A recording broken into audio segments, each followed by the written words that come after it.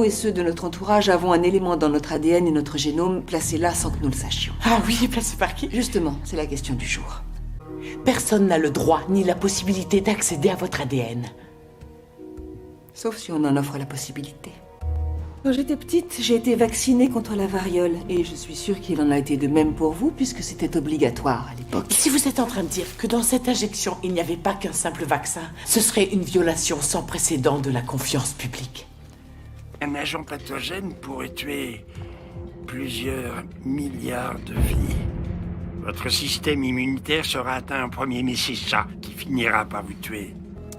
Je suis sûr qu'il est dur pour Monsieur Tout-le-Monde de comprendre. Alors, qu'est-ce qu'on peut redouter? Quelle ampleur et quelle portée, Dr. Ruben? Ce sera d'une ampleur inimaginable et d'une portée qui deviendra très vite mondiale. Une maladie contagieuse à grande échelle. Pas une seule maladie, mais une variété de maladies. Si ce n'est pas la grippe qui vous tue, alors ce sera autre chose.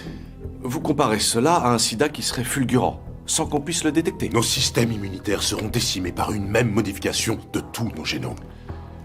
Vous avez la mine de quelqu'un de malade. La peste, la grippe asiatique, la version sournoise d'un rhinovirus.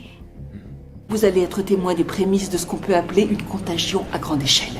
Il s'agit d'une première vague de contagion mise en évidence par nos révélations sur une conspiration de plusieurs hommes. C'est dans le sperme, les ovules, un virus au sein d'un virus qui a été placé dans le vaccin contre la variole.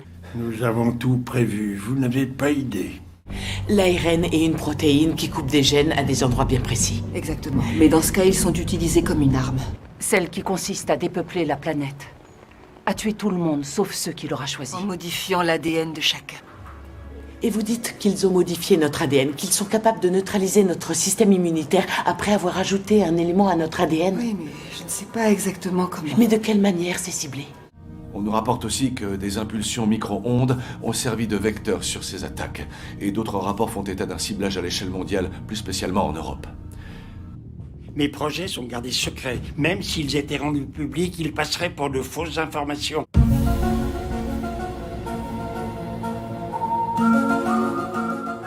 Ces visions étaient apocalyptiques. Une pandémie faisait rage à travers l'Amérique. Les hôpitaux étaient débordés.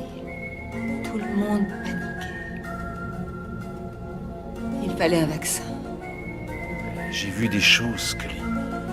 Des choses extrêmement fortes. J'ai vu l'amour profond et inconditionnel.